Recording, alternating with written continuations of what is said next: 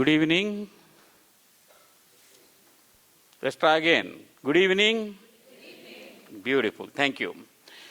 I hope you didn't have difficulty finding this high school, but 2 sessions in this school year.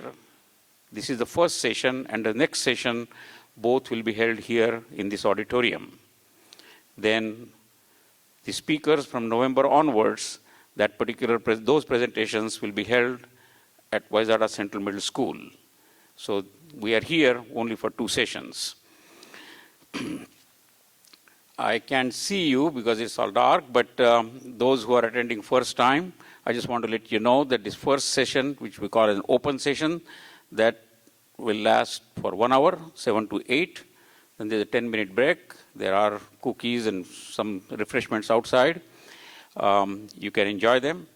And for those who are interested more in learning more about the field, more about the speaker, more about the technology, science, whatever your interests are, you are welcome to be here for the second part we call Roundtable Part 2. That will, for this and the next session, we'll be having it right here. But when we move to the Central Middle School, that will be typically held in a classroom, not in an auditorium. But here we'll be holding it here. So that goes for half an hour, 10 after 8 to 8:40. And that has got an open format. If you have got a question, raise your hands and the question gets answered. So there is a Roundtable Part 2 that starts at 10 after 8 for half an hour. I hope you have picked up this information about the next presenter. It is going to be Dr. Laser, who will be talking on the subject of rising a laser beam to Alpha Centauri. He is a professor of optics at the University of Minnesota. As far as this presentation is concerned, we have got Dr. Terry Seybold. He is a foot and ankle surgeon at Twin Cities Orthopedics. He received BS in Biomedical Engineering at Marquette University in Milwaukee in 2003, MD from the University of Wisconsin at Madison in 2007, did his internship as well as residency at University of Michigan in Ann Arbor for 5 years, 2007 to 2012, and did fellowship at the Institute for Foot and Ankle Reconstruction at Mercy Medical Center in Baltimore. After he finished his fellowship, he came to the Twin Cities, and he has been at Twin Cities Orthopedics since 2013. Last year, that is in 2018, Minneapolis St. Paul magazine listed him as top doctor's rising star. Dr. Seybold has a unique technical training because his first degree was in biomedical engineering.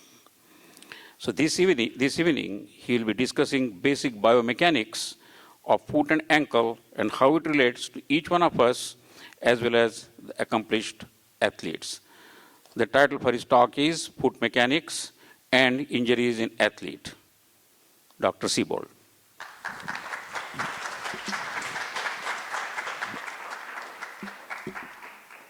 Thank you, Vinod. I can't see you guys either, so if you have questions that do come up, write them down or put them in your cell phone, save them for us. We'll have plenty of time for a little question and answer session afterwards. I want to make sure that can address anything that comes up that you guys have questions about as we go through. So as Vinod mentioned, what my talk is about today is a little bit of biomechanics, a little bit of orthopedic surgery, a little bit of professional sports, and a little bit of how that affects us in terms of the activities that we do on a regular or daily basis. And I had to practice a little bit in front of my family just to make sure that I was covering the spectrum of ages. I would ask to see like who's in grade school, who's in middle school, who's in high school, except I don't know that I'd be able to take count. But I know that I have to try to make sure that everybody in the room can understand what we're talking about. And I can promise you, I have the pleasure of having my son here, who's turning 3 tomorrow. So everybody say hi, Lucas. Happy birthday, Lucas. Yeah, hi, bud. And he understood everything I talked about tonight. So, you know, we should be okay. I don't think we're going to go over anybody's head. So we'll get started here. So what is the foot? Now, a lot of you may look at this and think, okay, it's just this smelly thing that sits and is attached to the bottom of our legs. That's partially true. I see many feet every day in clinic, and I can tell you some of them are definitely smelly. What else is a foot? Well, a foot is the bone that's connected to the leg bone, that's connected to the knee bone, that's connected to the thigh bone. You guys all know that song. That's also true. It's probably a bit more rudimentary anatomy, but it's a good way to understand at least a little bit of where the foot is and what we're talking about. But really what I want to kind of get into tonight and help you understand a little bit of the complexity of what the foot and the ankle are. It really is a complex structure. There's 26 bones in each foot, 33 joints, and literally hundreds of muscles, ligaments, tendons, all of these working together in a way that you may not ever think about and help you walk, help you jump, help you chase around your little sister when she's driving you nuts. And you can just see from these just anatomic pictures, and you can Google, foot anatomy, and you'll see tons of things that look like this, where you've got all these diagrams with ligaments all over the place and long Latin names and words of all these structures, all the different muscles and nerves and tendons that attach down in what's a pretty small structure. Now, why would anybody like dealing with this for a living? Just to give a little bit of background about why I'm here and talking with you guys about this today. I graduated from Marquette. My undergraduate degree is in biomechanical engineering. And it was something that I found really as a path to medicine. I always knew that I wanted to be an orthopedic surgeon. My dad is an orthopedic surgeon as well, and so just learning from him and getting exposure to the field early on, I think really shaped what I wanted to do with my life. But I thought engineering was a very interesting way of looking at orthopedics and looking at problems in general. And we'll touch a little bit about some basic engineering principles and how that helps us understand how the foot works, and more so, how do we address problems that come up when we're dealing with injuries with regards to the foot and the ankle. I did my medical training, my medical degree at University of Wisconsin, and so I am a proud Wisconsinite. I didn't wear my Packers jersey today, partly because the group that I work for is, we're teammates with the Vikings, so I figured that wasn't a good thing to do, but I am a Badger through and through. Even though I did the rest of my training elsewhere, orthopedic residency at University of Michigan, and had a couple of mentors there that were fantastic foot and ankle surgeons, and really got me interested in this kind of niche field within orthopedics that had been relatively ignored up until the past number of decades here. I did my fellowship training in Baltimore, and in orthopedic surgery, most of us, unless we go into general practice and cover kind of all parts of orthopedics in the community, we'll end up doing some sort of specialized training. It's about a year after our residency career, and foot and ankle is one of the subspecialties that we can do fellowship training in. So I spent a year in Baltimore working in a hospital in the Inner Harbor area, basically doing just foot and ankle orthopedic surgery. Absolutely loved it, and so when I came to Twin Cities and started working here in 2013, that's essentially what my practice is today. Other than a little bit of trauma here and there, my elective practice is 100% foot and ankle related. So along those lines, when we think about the foot and the ankle and why do we pay attention to it, back in the days, and this is a picture that was actually taken from a museum in England, one of the oldest preserved operating rooms that is in London, and they have a number of different pieces of artwork, and this is pretty much what they did with the foot back then. About the only surgical technique you'd find that had to do with foot and ankle was an amputation of the toe, and taking a chisel to it, quite literally, and cutting the toe off with a chisel and hammer. We've gotten a lot more sophisticated these days in terms of how we approach foot and ankle problems, but a lot of the technology and the way that we think about the foot and ankle has really advanced just over the past 10 to 20 years. And we'll see that a little bit as we get into the next topics. We can take a foot looking like in the picture that's there that's been crooked and arthritic and in a crazy position for years to a point where somebody can't even walk on it. We can do work on it to the point where it's sitting straight, it looks like a foot, whether it's rods and a big nail that goes in it or other sorts of reconstructive surgery. So there's so many different ways that we can address foot and ankle problems, and so many things we're still learning about the foot and how to do certain surgeries and solve problems that is really pretty fascinating, at least to me, and hopefully maybe a little bit to you by the time we're done today, talking about a couple of key problems. So before I talk about the main topics we're going to approach, I do want to cover a little bit of anatomy just so you understand what we're looking at. When I talk about the ankle or the foot or certain joints, you'll understand a little bit of what we're talking about. So the ankle joint, and this is looking from a front view, looking at somebody's left ankle. So the inside part of the foot is over here. The outside part of the foot or the ankle is over here. And when we talk about the ankle, it's really just one joint. And it's this kind of joint that you see that comes across right through there. That one joint, the ankle joint, that mainly moves up and down, covers most of the motion. And we got a couple demonstration things, and you guys can see this. But basically, just the main up and down motion is what that ankle does. You guys can all hear me if I come away a little bit from the mic? Will that be okay for the recording? No? All right, I'll come back here. So ankle moves mainly up and down. There's a little side to side. There's a little twisting that the ankle does, but it's really just that one joint. And within that joint, there's a lot of ligaments that hold that ankle in place.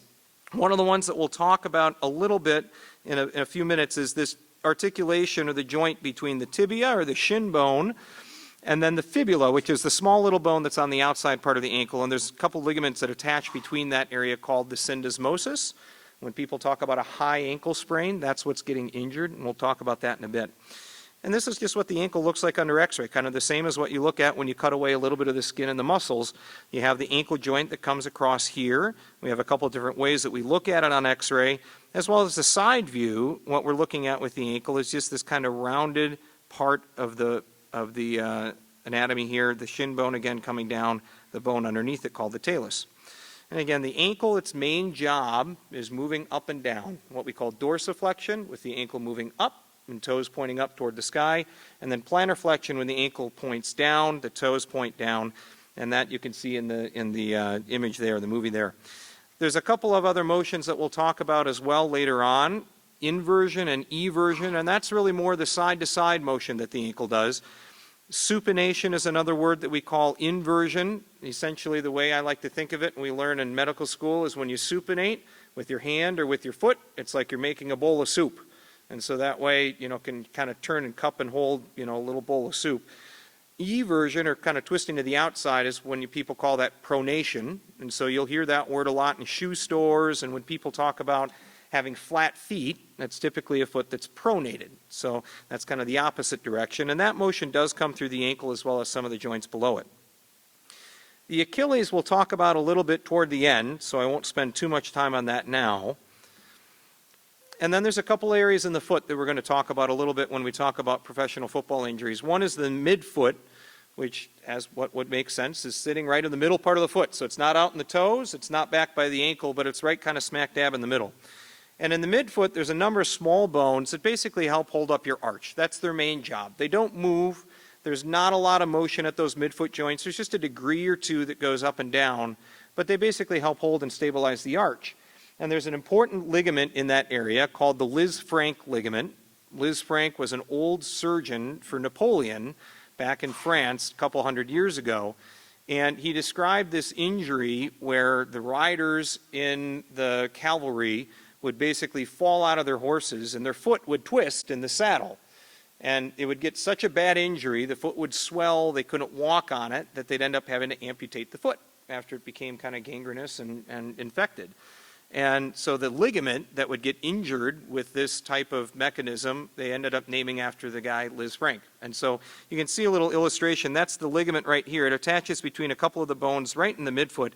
And those types of injuries can range from really severe. You can see in this x-ray, you don't have to be an orthopedic surgeon to tell, that doesn't look normal.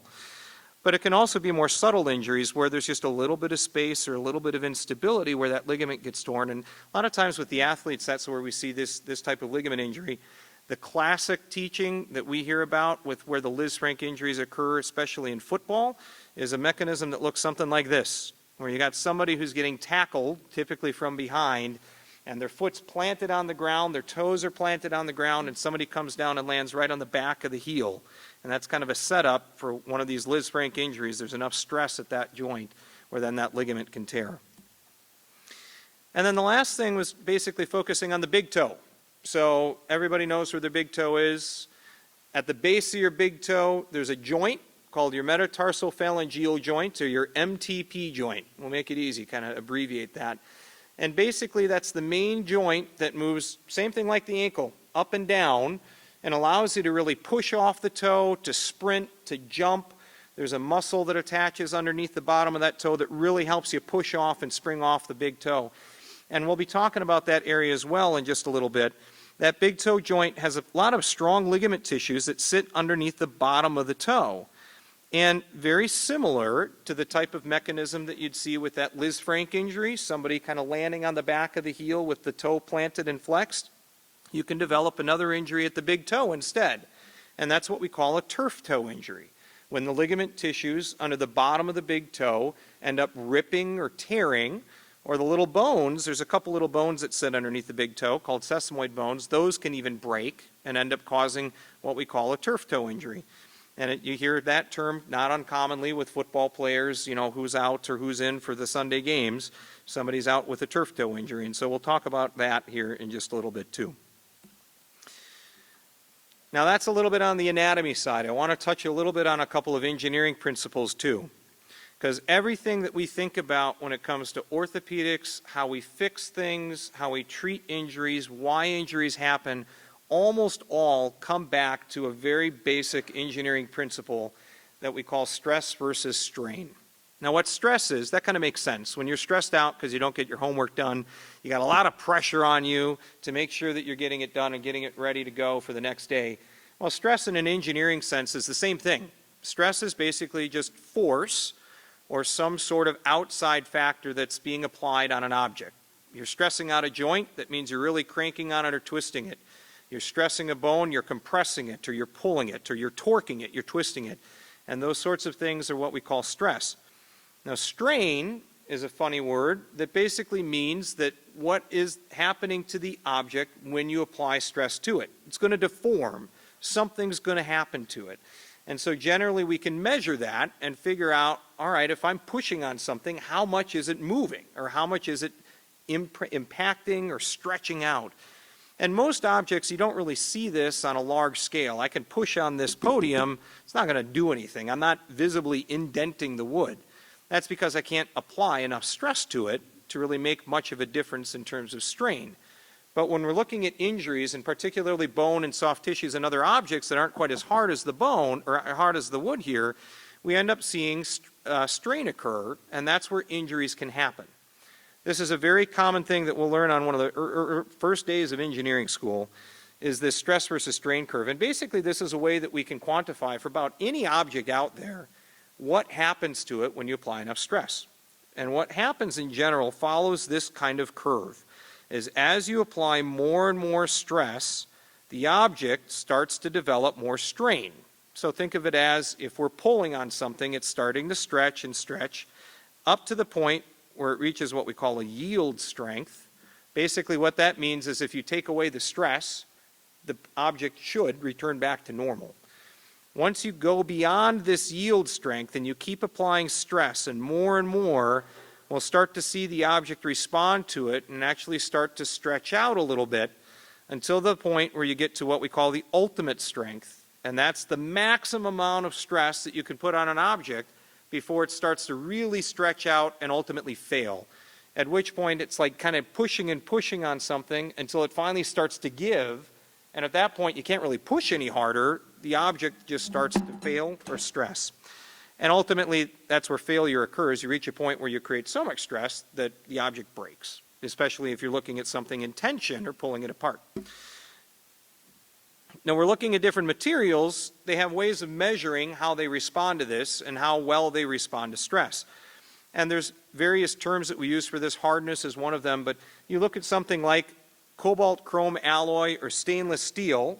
What we typically use when making something like this. This is a rod that we use for fixing femur bones. And so this is made of basically a stainless steel kind of composite alloy, and it's very strong, it's not going to bend. You can create a lot of stress on this before you're going to notice this start to pull apart or bend or break. Titanium, slightly less as far as how well it responds to that stress or strain. It deforms a little bit more before stainless steel will. You can see kind of following down the list, cortical bone, which is the bone in your long bones, like your thigh bone or your shin bone, has a little bit more stability or able to tolerate that stress over something like cancellous bone. That's the bone in your heel bone. a little bit softer bone. And then all the way down at the bottom you can see is where we get the tendons and ligaments and cartilage. So they really fall way down on that scale where they deform a lot with a lot lower stress. But ultimately they still have that failure point where at so much stress they're going to fail. Now there's a little bit of a busy slide, but just to illustrate a little bit of those values, kind of how does that relate to each other? When we look at something like stainless steel, that ultimate strength, the maximum that you can try to pull apart a little rod of stainless steel comes down to about 73,000 pounds per square inch. That's a lot. I mean, that's 73,000 pounds over a very small area that you're applying that force. The yield strength before it starts to deform is actually much less than that, but it elongates quite a bit before it'll break. About 70% of that length of the little rod that you're trying to pull apart will actually stretch out. Cortical bone, like your femur bone, doesn't nearly have as much of that stretch. And so once you get to a certain strength, that yield strength and the ultimate strength are very close, and that's about 20,000 pounds per square inch. So about a quarter or a third of what stainless steel is, it'll basically snap and break. The Achilles tendon, even less. So we get to the Achilles and you get to about 3,500 pounds per square inch. It's still a lot when you think about it, but it's a lot lower than what stainless steel is. And there's an important number we'll get to there, about 8% elongation of the tendon at failure. So basically, if you're stretching that tendon about more than 8% of what it starts out as, say you got a foot long of an Achilles, that's not an easy number to do the math with. Say you got a 10 centimeter long section of Achilles, well, only about a millimeter of that will it stretch beyond that, or a centimeter beyond that will it stretch before it breaks. And then the lateral ankle ligaments, the ones that help stabilize the ankle, keep the ankle from rolling or twisting over, again, a much lower number. But a lot of those numbers depend on the quality of the tissue, how rehabilitated it is, somebody who's older, somebody who's younger, as well as the rate at which you apply the stress. If you're going really slow, you're going to change that curve as opposed to if you're really trying to crack something apart really quickly. So, everybody with me so far? Stress and strain and how that works is really kind of the key of what we're looking at. So how does this affect your foot? Well, probably not a lot, just during your day-to-day activity. There's not a lot of this stress that you're going to be putting on the bones, on the cartilage, on the tendon structures that's going to cause a problem. You're not putting enough stress on it that creates that much strain that puts you in an injury position. But it is much more important with sports or other activities. And so you can see here, if you watch on the image, that foot kind of getting caught beneath the lineman tackling the quarterback here. It's actually Kirk Cousins when he was a Washington Redskin. That it creates quite a bit more stress than what we'll see during just your day-to-day activity. So there's three things that we want to kind of talk about, kind of topics that are a little bit more pertinent with regards to injuries and athletes and what you do on your feet, where we're going to illustrate some of these principles. And that's foot and ankle injuries in NFL and how they've looked at this, talking a little bit about marathon running and shoe selection, and then a little bit about Achilles tendon injuries. We should be able to get through all this here today. So we'll start with the NFL. Now the NFL, for as much as you think they worry about safety and they think about how to protect players and you're wearing pads and helmets and all this stuff, really haven't looked at the foot and ankle much beyond the past probably 15 years. They actually founded a subcommittee by two docs that are foot and ankle orthopedic surgeons, Robert Anderson, who sees a lot of the pro football guys. You think of like Bobby Andrews, who sees all the pictures and the shoulder injuries if you follow sports. Robert Anderson is a guy, he actually practices out of Green Bay now. And then another guy, Mike Coughlin, who's out in Idaho. And they basically founded this subcommittee to say, listen, we need to start looking at foot and ankle injuries in pro football players, because obviously they have a lot of them. And there's really been no data or no research, nothing that we've been doing to look at this and how to prevent problems. And so really, aside from helmets, there was no consensus for what other sorts of equipment should athletes be using, cleats, what kind of field material, how do they keep their foot protected. And so after a couple of years of trying to sort out how do we want to evaluate this, the NFL and this committee basically said we're going to use this data processing concept that they use in the automotive safety industry. This is about 2008. Automotive safety industry obviously have been examining seat belts and how do they protect people in cars and crash test dummies and all these mechanisms for evaluating injuries with what they call an injury assessment reference value.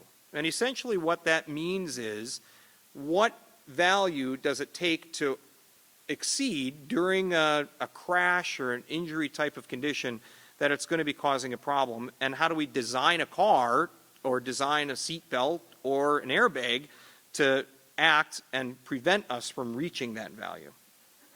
They actually utilized a lab that was evaluating a lot of these things with the automotive industry, and it was fortunate. We have an annual meeting, the Orthopedic Foot and Ankle Society, every year, and actually our guest speaker, the presidential speaker this year, was a guy by the name of Richard Kent, who leads this lab. And so he actually gave a talk about this topic, which was pretty timely in light of what I wanted to talk about today. And so I do have him to thank for a number of these slides and concepts. So the first thing they wanted to tackle was turf toe. They said, this is an easy thing we can take a look at. We all know how the big toe works. Let's try to tackle something easy here and figure out how do we prevent turf toe injuries in pro football players. And so in order to know that, they really had to try to figure out first, well, how much do they use their big toe? How much does a football player push off their toe?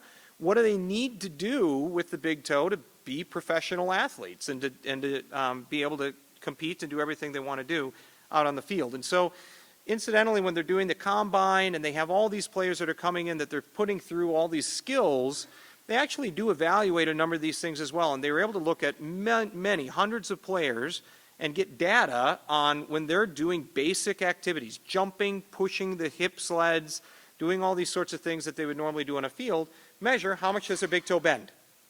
And based on that measurement, they can figure out, okay, this is what they need to use it for. And then you can help determine if you go beyond a certain point, well, what do we know happens to the ligaments? And they can determine this injury assessment reference value.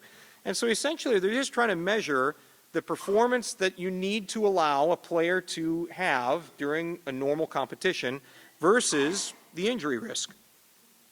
And one of the things that came out of this study is they determined that 65 degrees of dorsiflexion, so you're bending the big toe back to a point where it's not 90 degrees, like really bent back on the floor, but about a 65-degree angle, was all you needed in order to do everything on the football field that you needed to do. Jump, run, push, tackle, etc. You never needed to get more than that with any of the activities that you were doing. And that's that red dotted line that you see there is basically saying that up to a certain level, about that 65 degrees, you can do 100% of the activities that a football player wants to do. And then they also compared that then to the injury risks, knowing, all right, if we stretch out those ligaments beyond 50, 60, etc. degrees, what is the risk of damage to that ligament tissue on the bottom part of the toe that causes the turf toe? And they, at that 65-degree mark, basically said, well, it creates about a 20% injury risk to the big toe. If you're keeping that dorsiflexion less than 65 degrees, you're never going to, your injury risk is going to always stay below 20. And so they said, well, let's take that concept a little bit further and figure out, all right, if we lower that even lower to about 56 degrees, which is a very specific number, we know that we're going to get about 99% of the things that you're going to want to do on the football field and not restrict that if we try to do something with the design in a shoe or a cleat. And you're going to limit that injury risk for a turf toe to about 10%, which they thought was a pretty acceptable number. And so after they determined this, basically Under Armour came out and said, well, we're going to help design a shoe that will accomplish this. And this is kind of a groundbreaking thing for professional athletics, for a shoe company to look at this type of injury data and say, all right, we're going to work with you on this and try to design something that accommodates sport. And so they came out with basically what they called this V56 plate, and the 56 referencing that 56-degree dorsiflexion. And you can see when they even marketed it, they looked at this and said turf toe injuries occur when it extends beyond 56 degrees. And the way that they designed the shoe essentially was they built in this little notch that went right underneath where the big toe joint sits in the front part of the cleat, so that when you're bending or dorsiflexing the toe, that V of the notch suddenly comes together and then it stops and it doesn't allow the cleat to bend anymore. It was a really kind of intuitive or genius little design. Now, it didn't work perfectly right away, but it did change the paradigm in how you evaluate or think about preventing injuries in the football player. And so we can use that 56-degree benchmark and design shoes to it and test shoes to it. And it kind of starts off this thought, well, how do we determine other injury assessment reference values? Part of what came into the discussion here is this whole concept of grass versus turf. And so some of you may have heard of, following sports or even looking at like high school fields as they're doing field design. what the safety of natural grass versus artificial turf. And it's been pretty well documented now that actually artificial turf isn't all that great as far as injuries go compared to natural grass, even if it's easier to maintain and sometimes even a little bit cheaper to get in.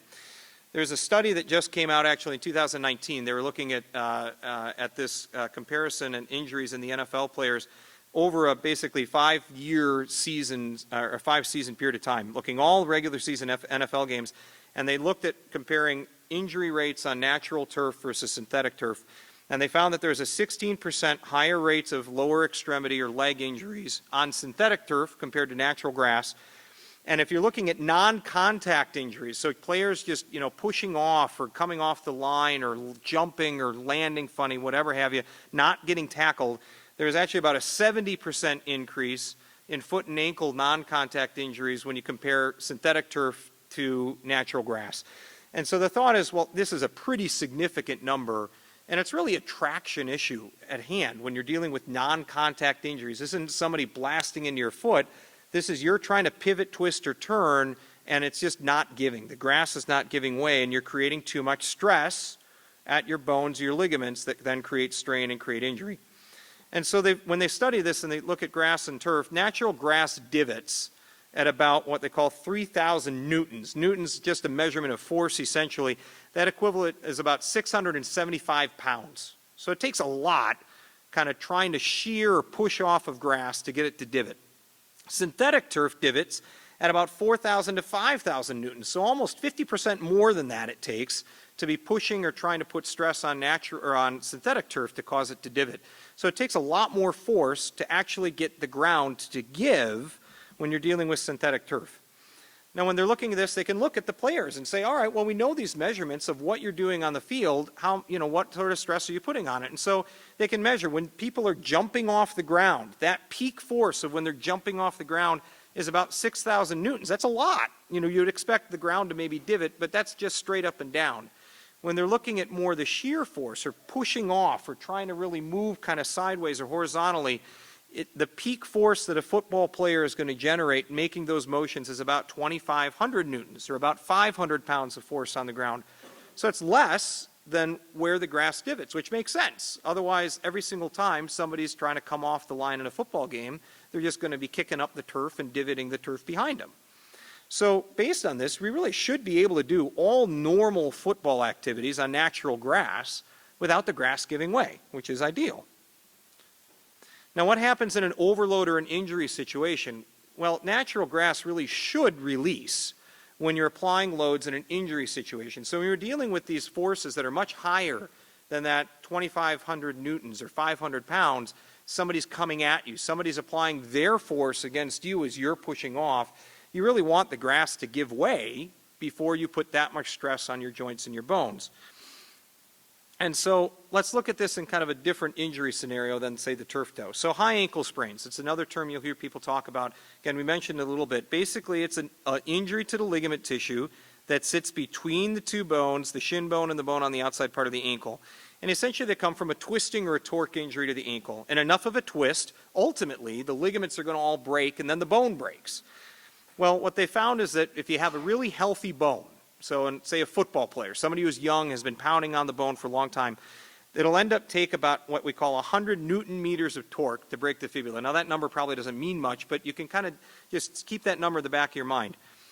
Active muscle around your ankle, if you're actively trying to twist that area, can create about 50 to 60 Newton meters of torque. So if you add that together with where the maximum force that the ankle can withstand, added to the maximum force that you can add to that with your muscles, basically your injury tolerance limit is going to be about 150 to 160 of these Newton meters, that unit that we use to measure torque.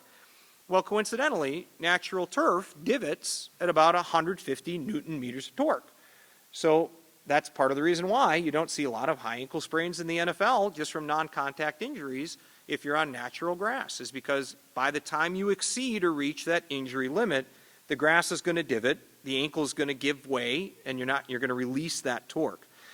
So now we can kind of establish these injury assessment reference values in the NFL, both for traction injuries, so that horizontal or shear force on the ground. We know that the limit for the injury with the ankle is about 4,500 newtons. We know that the torque limit for, say, a high ankle sprain is about 160 Newton meters. And we know, like for flexion injuries with the turf toe, it's about 65 degrees. So we can use these values to then design shoe tests and cleats that can allow performance, and athletes can do everything they want to do without feeling like they're compromised by the shoe they wear, and yet prevent injury from occurring. So essentially what we're looking at, and this is just, again, an illustration of where that flexion angle is, right at 56 degrees. This is that region of shoe performance that we want the player to have during normal play. We want them to be able to get up to 56 degrees of dorsiflexion and not feel restricted because the shoe is limiting that. But then when they get into this overload or injury situation beyond 56 degrees, where that risk of injury goes up, that's the region where we want to be rating shoes and making sure that they're protecting the player. Same thing goes for these Liz Frank injuries. It's a similar type of mechanism where we're trying to limit the amount of torque and the amount of stress that goes into those ligaments by creating a stiffer shoe. But we don't want to create a shoe that's too stiff that then the players can't do what they want. So they came up with a couple of these tests. One's called a BEAST test. It stands for BioCore Elite Athlete Shoe Turf Tester. It's a mouthful. But this is what the machine looks like. And they basically bring this out onto the fields, and every year they test all the new cleats that come out from the major shoe manufacturers. They put it in this device, and they can apply a torque on the shoe with it planted on the ground to determine when does the shoe or when does the ground or turf give way. They also have something they designed called a shoe flex tester, which kind of makes sense. It basically just bends the shoe up and to see how much will it allow for dorsiflexion in the toe. And this is one of the rare things where you'll probably see the NFL and the NFL Players Association logos together on the same page. It seems like they're always at odds, but this is one thing where they all came to agreement. Basically, they score these cleats every year, and it's public data. So you can actually go, and we'll click on the link here in a second, you can go and look up the data for these shoes every year. So if you got kids that play football, you can actually look this up and see. Now, probably not putting as much stress on it, even at a 12th grade level, than a professional football player will, but it gives you some idea of what's going to be a cleat that performs well but gives way when you need it to give way on turf. And this is really all for synthetic turf because, again, the natural grass gives way before you get into those injury zones. And it's a collaborative effort that they formed with the Players Association to basically avoid players using cleats which don't release at all. And so what they do, these reviews, they have the best, and then they kind of go down the scale. And at the bottom, they'll always have these cleat patterns that they actually say, we don't recommend you use these at all. This is something that we don't want you using because we know that they don't release, and you'll end up being much more prone to injury. They're currently using this data to then track correlations between injuries and the BEAST scores and see if they can figure out, is there a threshold with these scores that we can use to create ratings and figure out what's going to be better to use or not. And incidentally, there's really been no complaints from the players as far as these cleat design changes that have gone on over the years. And it's really just been over the past few years. So I'm going to play this here real quick, and we got a little bit of time. This is a video that's through the website, that Play It Safe, Play It Smart website. And I'm just going to describe a little bit about what they do. You can kind of see it. A lot of people don't realize that a shoe is actually an important piece of protective equipment. We look at every cleat pattern that comes into the league every year. We do traction testing, flexion testing, and measurements of those shoes. It's not just about style or performance. A shoe actually takes loads off of the foot so it can protect it. This is a collaborative project with the Players Association. We report all of that data to the shoe companies, the equipment managers, and we share it with the players. So hopefully they can make the most informed decision. That's just a short little video, but it kind of illustrates, and you can see some of the videos in terms of what they do.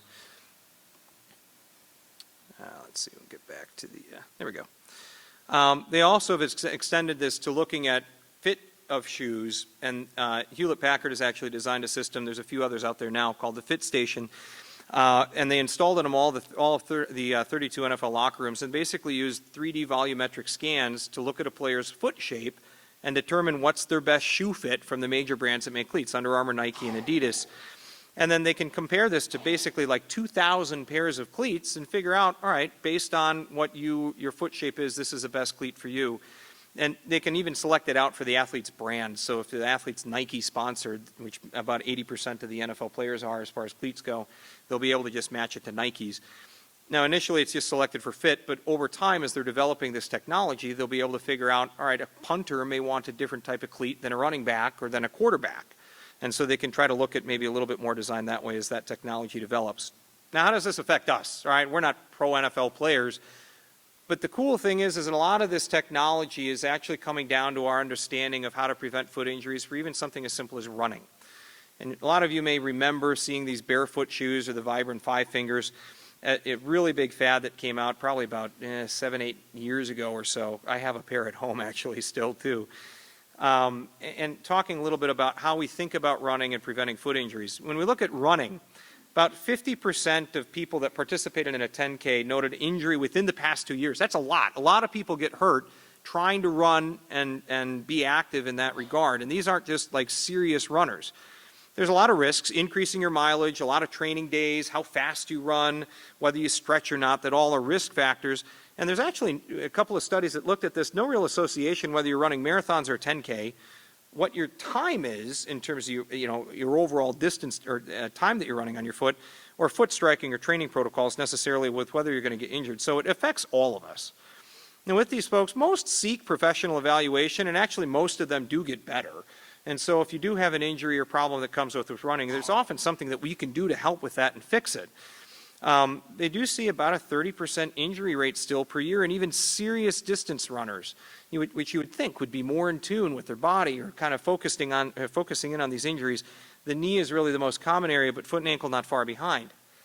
Now there's a lot of us that run. There's only over 30 million runners that they say in the United States. How you define a runner, I guess, probably varies, but when you look at maybe the more serious ones like a marathon, the 800 marathons that were run in the U.S. and Canada last year, over 500,000 people finished a marathon in the U.S. and Canada. So there's a lot of people that are running these races and really getting injured with the races and the training, et cetera.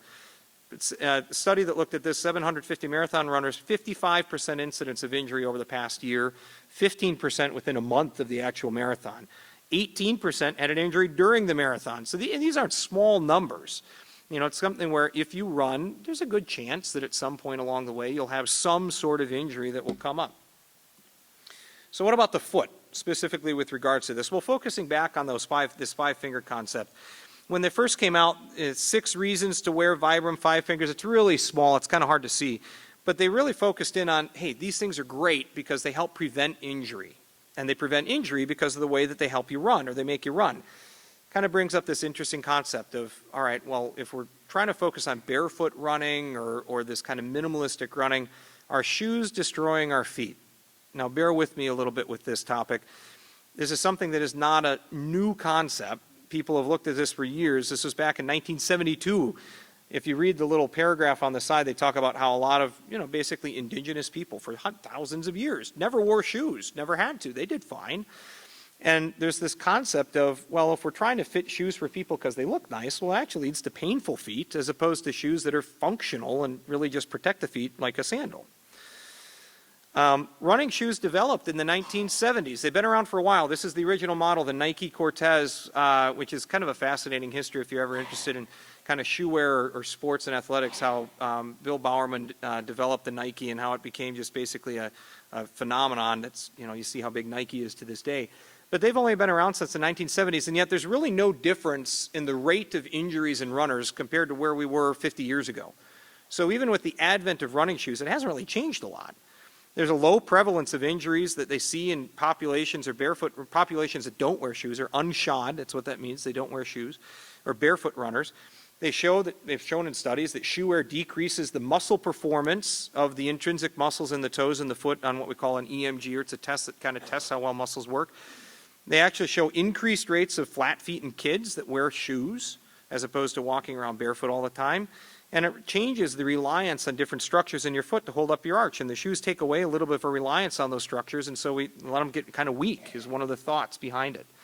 This is a study in 2009 that looked at different runners with and without shoes and showed that barefoot running decreased the impact forces, decreased your stride length, so you weren't really making big strides and pounding on your foot. And the ground contact times, the amount of pressure that you were putting on the foot was less. Also decreased how much oxygen you had to consume when you were trying to run. And the weight of the shoe made a difference with that as well. The heavier the shoe, the more oxygen you consumed. There's a study in 2010 in a well-respected journal that looked at basically barefoot runners, Kenyan athletes, Harvard athletes, kids, kind of all across the spectrum, and basically showed that if you wear a shoe, you tend to strike on the back of your heel. If you don't wear shoes when you run, you tend to strike more on the front or midfoot, or front of the foot or the midfoot. And this is really taken on to look at forefoot striking to say, well, if you can translate these forces better into propelling yourself forward as opposed to jarring your ankle and your leg and your back, maybe this forefoot striking makes more sense. And that's essentially what this slide is telling. The peak vertical forces that translate up the leg, the rate of loading of your leg and your ankle, all are changed by forefoot striking as opposed to heel striking, and it actually significantly decreases some of those impact forces when you land on the front part of the foot and you absorb more of that stress. It also travels up to the spine, and they have shown in some studies that wearing shoes and heel striking causes more impact on the spine. The other interesting thing is that when they look at the way the spine muscles contract and protect your spine, is more related to the feeling of when your foot hits the ground as opposed to the cushion that your shoe provides. So having a barefoot strike and feeling the ground better actually prepares the muscles in your spine to contract and absorb load more so than having a cushioned shoe. And so Vibram kind of took on with this, and this is actually from one of their initial kind of marketing things where they look at, all right, with shoes, you're heel striking, you put all this pressure down. When you're barefoot, your foot striking on the forefoot, you're allowed to roll through the foot. It's a little bit easier, and this is kind of how they marketed it. Now, I don't want to go and say shoes are destroying our feet, and more studies are certainly needed to look at this, but certainly there is some data that suggests that forefoot striking has some advantage. But we don't know exactly what the long-term effects of this are, and there's other joints that have problems. A lot of people that forefoot strike I'll see in clinic, they have forefoot pain issues, stress fractures, problems with bunions, toenail issues. There's certainly a period of breaking in that occurs if you try to run barefoot, and there's other risks of trauma. You can develop things like frostbite, which we've seen from people who think that barefoot running in cold weather is a good idea, especially here in Minnesota. So getting back to the Vibram 5 fingers real quick, interestingly, there was a class action lawsuit that was filed against them in 2014. Basically, somebody saying, well, you have these advertisements that this is better for me, and it wasn't. I actually hurt my foot more by wearing these. They ended up settling this lawsuit. At that time, they thought about 70 million Americans were using these five-finger shoes. Ended up being about a $3.75 million lawsuit, so it equated to about $94 rebate per person.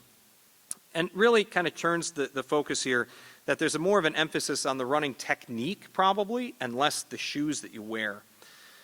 Now that continues to this day, and one of the hype that you may see is this Nike Vaporfly 4% Flyknit. If you don't follow running shoes, you may not hear about it, but this has just come out in the past 2 years. It debuted, Nike put out this project called the Breaking 2 Project, where they're trying to get a marathoner to run a marathon less than 2 hours. And so they set up this test on like an auto racing circuit. I think it was in Central Europe maybe. And they basically were drafting and trying to design shoes and train these athletes to try to break 2 hours with the marathon. But one of the things that they did with it in order to try to encourage this was design the shoe called the Nike Vaporfly 4% Flyknit. And basically it's this really cushioned, kind of innovative cushioned insole. And in the shoe itself, they have this carbon fiber plate, which absorbs load and tries to help you spring off and return this energy back into your foot. And then, the website's beautiful. The shoes are really cool looking. The one thing you notice, I think it's over here. Yeah, what is that, $250? Is that right? I think I'm pointing to. Not everybody's going to want to afford a shoe like that, even the higher end runners. But as they've done studies and kind of look at this and continue to advance this concept of what are we doing with our running shoes, labs have looked into demonstrated, well, guess what? There's a 4% improved running economy. Energy you get back from your shoe when you're running, that's where the 4% in the shoe comes from. And it's due to this plate and the midsole foam that's in there. And they figured out there's about an 80% energy return that you get back from the shoe, from the foam itself kind of springing you back up. So there maybe is something to the type of shoe that you have helping you run faster. But is there a middle ground? All right, we're not all going to run barefoot. We're not going to buy $250 pair of running shoes. At least most of us probably won't. And really it comes down to picking good shoes. We are terrible at picking shoes, just in general. And this is a busy kind of illustration here, but basically just shows when you look at how we pick shoes, most of us pick them too small. They don't fit our width, or they don't fit our depth. They certainly don't fit our length. And so we look for shoes that look pretty but may not be the most comfortable. And so comfort is important. We know that comfortable shoes decrease your energy expenditure, stress on the foot, they improve performance, they decrease injury rates. There's a study that looked at military personnel, and they let them pick an insole based on comfort, and they found that there was a decrease in 50% in their injury rates when they just were able to select more comfortable insoles. And so really we just select shoes based on your foot shape, comfort, running style, running goals, and when you go to a good running store that helps you pick a shoe, that's what they do. They look at your foot alignment. Do you supinate? Do you twist your foot in more? Well, you're going to want a shoe that helps you stabilize and balance better so you're not overloading that outer border of the foot, so a little bit more cushioned shoe. Do you have a pronating foot or a flatter foot, one that twists more to the outside? They're going to give you a shoe like a motion control or a stability shoe. So instead of you're worrying about your foot rolling as you go, your shoe will actually help protect and keep your foot more stable. And so that's what we do with shoe wear. And then there's custom ways that we can look at this too. This is that HP fit station that all the NFL players have in their locker rooms. Well, guess what? They have this stuff now coming out to consumers. And so we can do this now in the clinic setting and say, let's take a look at your foot and design maybe an insole that fits well in a shoe that'll help protect your foot and feel more comfortable. This is a different brand. This is one that we actually have in our clinic. It's from Superfeet. So you see those inserts all over the place, kind of the colored ones. And this is kind of the setup in the clinic. So they have basically the scanner here. They have the foot pad so you can walk across and follow what happens. And then even some 3D printing capabilities. And I have some examples of those up here that we'll be able to kind of show you guys if you want to come up after the talk and kind of see what those look like as far as some of that 3D printing and the custom inserts. This was actually my scan that we did on it so that you can see it takes a nice picture of the foot. It gives you measurements. It'll show where your arch is sitting. It'll do pressure measurements to find out where are you overloading, where are you putting your pressure. I have higher arched feet as opposed to being a little bit more overpronated, so you can kind of see that on the diagram there. You don't see the full foot on the ground with the shadow of it. And then you can go through and actually follow, like as you're walking across this pad, where are you putting pressure, where are you rolling off the foot, so that if you're evaluating this for an insert and orthotic, you can find ways to adequately offload areas that might become painful or problematic and get these types of graphs, and ultimately design custom insoles, recovery slippers, things like that that can help. So there's a lot of this cool new technology that comes out of some of the professional athletes and their locker rooms that is now coming to us, that we can use and do in the clinic and create ways to help all of us in the sports or running or things that we do like to do, help do it a lot more safely and avoid injury and problems. So I know we're running in a kind of question and answer time. There's a little part of Achilles that I can get to, and maybe we can cover that after, maybe with the second part if we want to, depending on how many questions there are. But at least for now, we certainly can answer any questions you guys have about those topics or just foot and ankle in general. Thank you, Dr. Seybold. Now, what we are going to do here is that if you have a question, raise your hands. There is one microphone there that we'll be passing on, one here, but we want to tape the questions because this particular presentation is taped and then subsequently shown on the education channel. Raise your hand.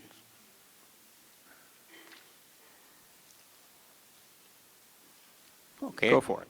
Oh.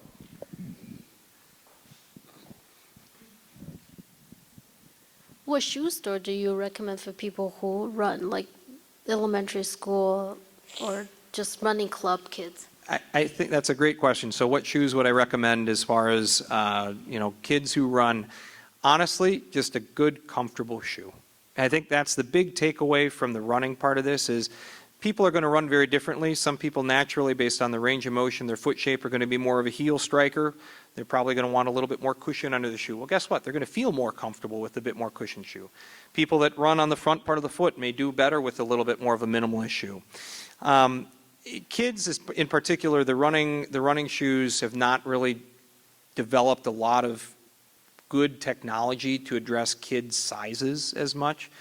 And so it's hard to find, you go to a running shoe store, there's not going to be a lot of options necessarily until you're getting probably, to early teens and, really once kids reach skeletal maturity where their feet are pretty much done growing. Usually it's about 14 for girls and 16 for boys. So younger kids, it's just going to be whatever's comfortable. And that's really the key. There are a lot of kids, young kids that you'll see that'll have flatter feet. That's a very normal thing actually. Our feet oftentimes are going to start out a little bit flatter, and as we grow and get older and our feet grow, the feet become much less pronated and start to become more neutral. So nothing that you would need to worry about special shoes in that case with kids. But it is something where if you notice, hey, my kid loves to run, they love to play, they do this sort of, love sports and activities, but it looks like they really kind of run funny, their knees are knocking a lot, or their legs are swinging kind of awkwardly, or just hard for them to kind of keep up and getting around. I mean, if there are alignment issues, and some kids do have them, there are ways that we can try to address that. And a lot of that usually comes down to inserts that we put in the shoes as opposed to the shoes themselves, to try to balance out the foot a little bit better and help, decrease maybe some of that extra supination or provide a bit more stability. So kids, younger kids, really whatever's comfortable and fits well. And especially as you're getting into the older kids, especially after skeletal maturity, so again, kind of those early teenage years, easy thing to do, go to a good running store.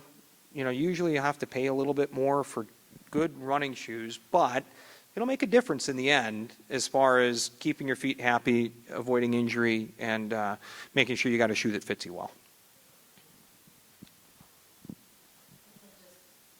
Yeah, I'll repeat it, sure. Okay, so I just wanted to ask, what is the flexibility of the shoes? Should be more for the children?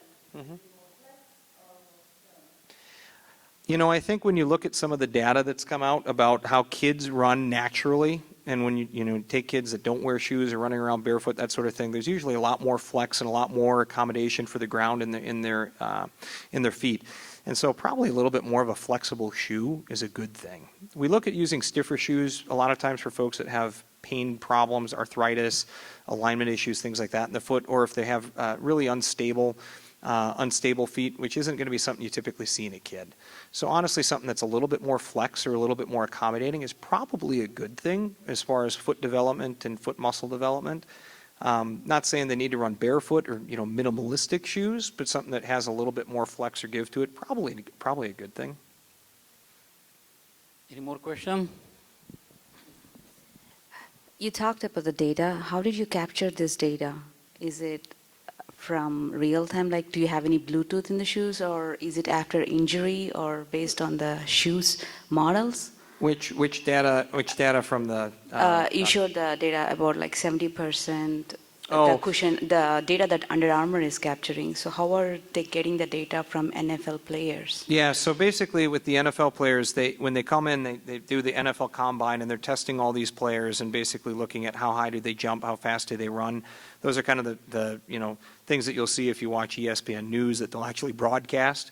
But behind the scenes, they actually are recording a lot of this data as far as they'll put little markers on their limbs or on their knees or toes, and basically get a whole cohort of essentially kind of volunteers to say, listen, we want to start evaluating this stuff, and the players are eager to do it too because they know, hey, this is going to help us, and so they can put together basically this huge database of how much flexion is at the knee, how much flexion is at the ankle, how much flexion is in the toe, how much push-off strength do you have. All these sorts of things that they can measure basically in real time, typically using either like gait lab technology or essentially little markers that they'll put on different parts of the body while they're going through these motions, and then the video sensors will record all this. So it's pretty, when you see how a gait lab works with those sorts of things, it's pretty sophisticated, kind of the video systems and things that they can use, but it's pretty cool to see how they can collect all that, and pretty quickly they can get a really large, vast amount of data.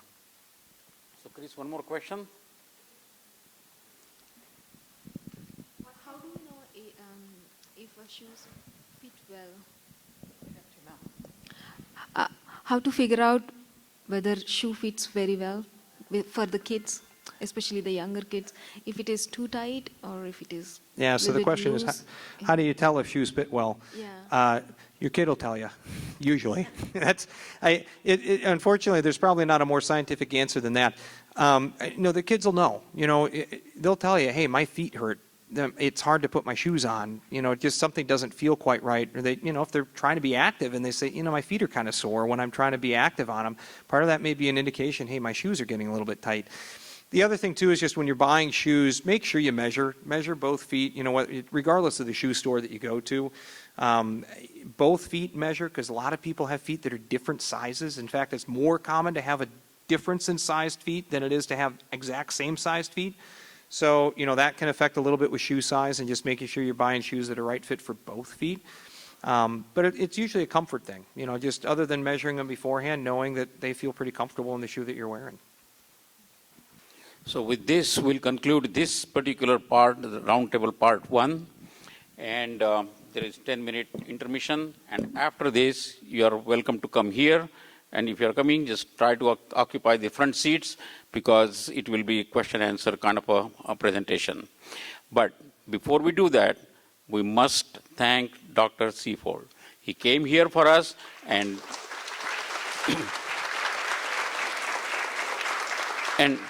and also he's one of the rare speakers who actually wanted to come and talk with the young scientists. He himself volunteered and he came here. So this is our first speaker for this particular year. And again, thank you very much, Jeff. Appreciate it. Yeah.